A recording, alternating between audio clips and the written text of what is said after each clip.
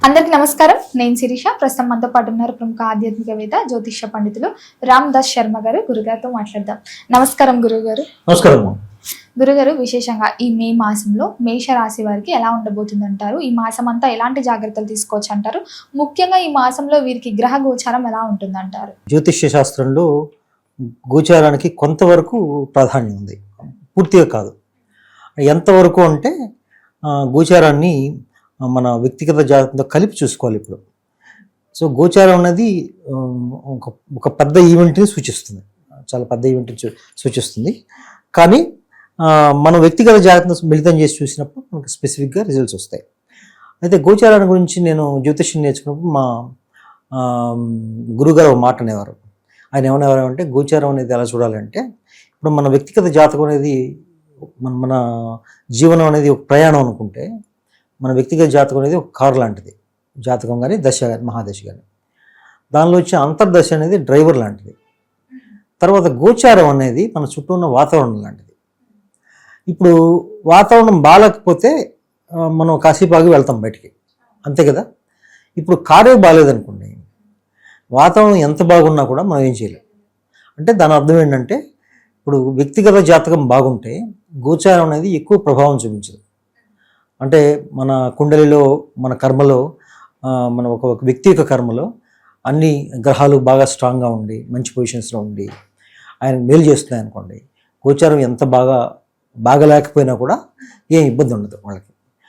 అయితే గోచారం మామూలుగా శాస్త్ర ప్రకారం తీసుకుంటే వ్యక్తిగత జాతకాన్ని 60 నుంచి 70% తీసుకోవాలి, గోచారాన్ని కేవలం 30% మాత్రమే తీసుకోవాలి. అలా తీసుకొని చూస్తేనే మనకి తెలుస్తాయి. తర్వాత ఇప్పుడు ఏంటంటే దిన ఫలితాలు, వార ఫలితాలు అలా చూస్తూ ఉంటారు. అది చూసేప్పుడు ఏంటంటే కొన్ని గ్రహాలని అనుసరించి అది చూడాల్సి వస్తుంది. ఇప్పుడు గోచారం ఇప్పుడు మనం తీసుకున్నప్పుడు నెల ఫలితాలు తీసుకున్నప్పుడు, నెలలో వార ఫలితాలు తీసుకున్నప్పుడు మెయిన్గా ముఖ్యంగా మనం కన్సిడర్ చేసే గ్రహాలు ఏంటంటే, ఆ నెలలో ఏ గ్రహాలు అయితే రాశులు మారుతున్నాయో చూడాలి. తర్వాత చంద్రుడిని చూడాలి. ఎందుకంటే చంద్రుడు ప్రతి 2.5 రోజుకి ఒక రాశి మారుతారు. 2.5 రోజుకి 28 డేస్కి ఆయన పూర్తిగా అన్ని రాశుల్ని కంప్లీట్ చేసుకొని మళ్ళీ వేరే సైకిల్కి వస్తాడు. అలా ఉంటుంది.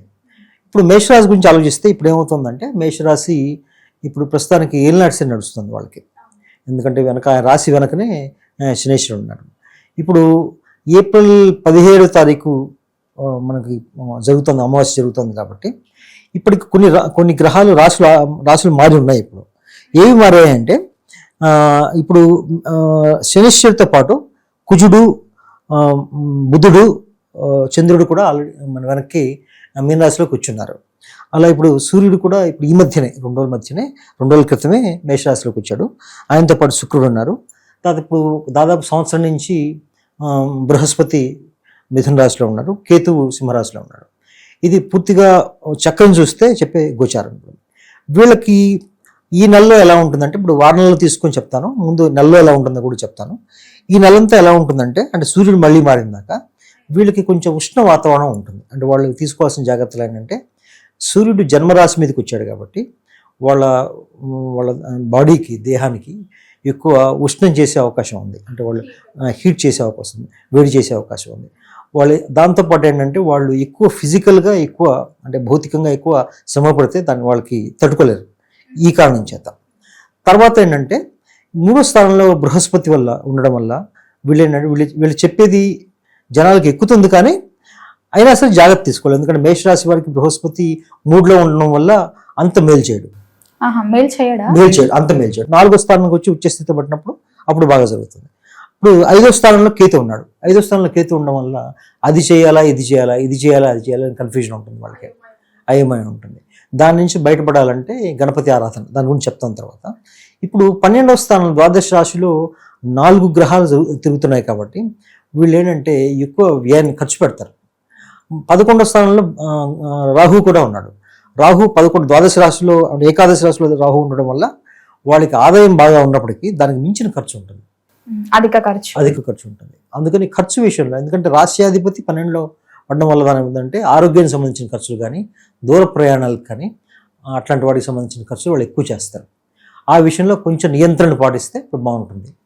కుటుంబ వాతావరణం ఎలా ఉంటుందంటారు మేషరాశి వారికి? ఆ కుటుంబ వాతావరణం కూడా బాగానే ఉంటుంది. అయితే కొంచెం ఒడిదుడుకులు ఉంటాయి. అంటే సూర్యుడితో కలవడం. ఇప్పుడు మేషరాశి వారికి ద్వితీయ స్థానాధిపతి శుక్రుడు రవితో కలిసి ఉన్నాడు. ఏదైనా గ్రహం రవితో కలిసి ఉంటే దాన్ని కంబస్ట్ గ్రహం అంటారు. అంటే కంబస్ట్ అంటే దాని ప్రభావం ఎక్కువ చూపించదు. అంటే నా ఉద్దేశం నెగిటివ్గా ఏ ఎఫెక్ట్ లేకపోయినా సరే కొంచెం ఒడిదుడుకులతో పాటు ఓవరాల్గా బాగానే ఉంటుంది మేషరాశి వారికి. గురుగారు, ముఖ్యంగా మరి విద్యార్థులు ఉంటారు కదా, అవుట్ ఆఫ్ స్టేషన్కి వెళ్ళాలి, అక్కడ చదువుకోవాలని కౌన్సిలింగ్స్ కి దీనికి ప్రిపేర్ అవుతూ ఉంటారు. ముఖ్యంగా ఈ మేషరాశి విద్యార్థులు ఎవరైనా ఉంటే అలాంటి ఏమైనా ట్రై చేస్తే కలిసి వస్తుందంటారా ఈ మాసంలో వీరికి? కలిసి వస్తుంది. ఎందుకు రాశిలోకి ఈ సూర్యుడు వచ్చాడు కాబట్టి రాశి నుంచి చంద్రుడు 4వ స్థానాధిపతి. ఒక జాతక చక్రంలో విద్య అనేది 4వ స్థానం, హైయర్ ఎడ్యుకేషన్ అయితే 9వ స్థానం.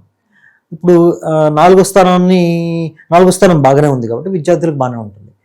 చేసింది కలిసి వస్తుంది. సూర్యుడు శుక్రుడు వాళ్ళు మేలు చేస్తారు. వాళ్ళు చేసిన ప్రయత్నానికి మంచి ఫలితం ఉంటుంది. ఎవరైనా కొత్తగా వ్యాపారం స్టార్ట్ చేద్దామన్నా, పెట్టుబడులు పెట్టడం అన్నా ఈ మాసంలో కలిసి వస్తుంది. మనకి వైశాఖ మాసం శ్రేష్టం. దానికి పైగా మేషరాశి వాళ్ళకి లగ్నంలోనే రాశిలోనే శుక్రుడు ఉన్నాడు కాబట్టి కలిసి వస్తుంది. ఆర్థిక పరంగా ఎలా ఉంటుందంటారు? ఆర్థిక పరంగా కూడా బాగానే ఉంటుందమ్మా. అంటే సూర్యుడి వల్ల బాగానే ఉంటుంది. అది ఖర్చులు ఎక్కువ ఉంటుంది. ఇందాక చెప్పినట్టు ఒక 10 రూపాయలు ఇస్తే 15 రూపాయలు ఖర్చు ఉంటుంది.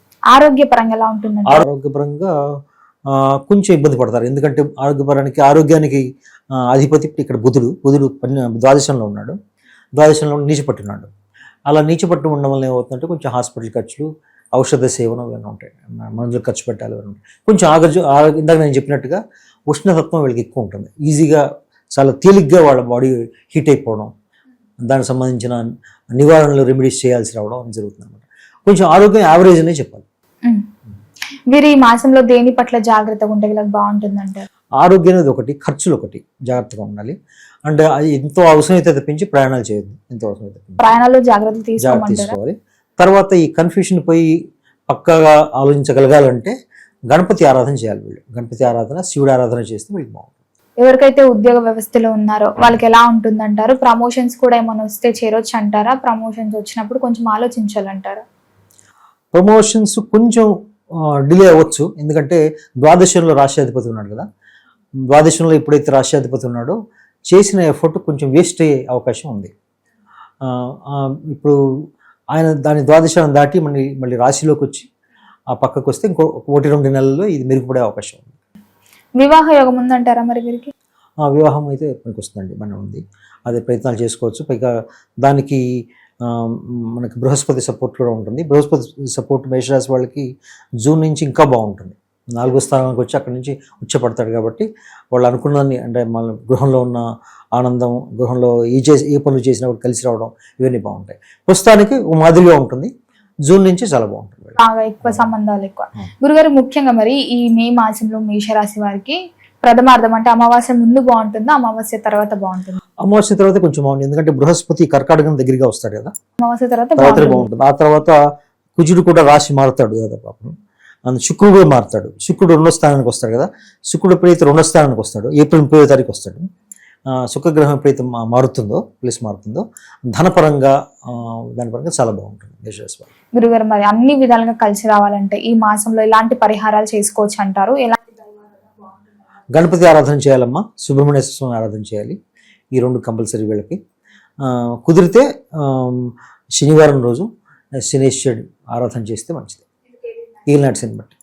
గురువారు, మొత్తం మీద మే మాసంలో మేషరాశి వారికి ఎలా ఉండబోతుంది, ఎలాంటి జాగ్రత్తలు తీసుకోవాలో తెలియజేసినందుకు ధన్యవాదాలండి.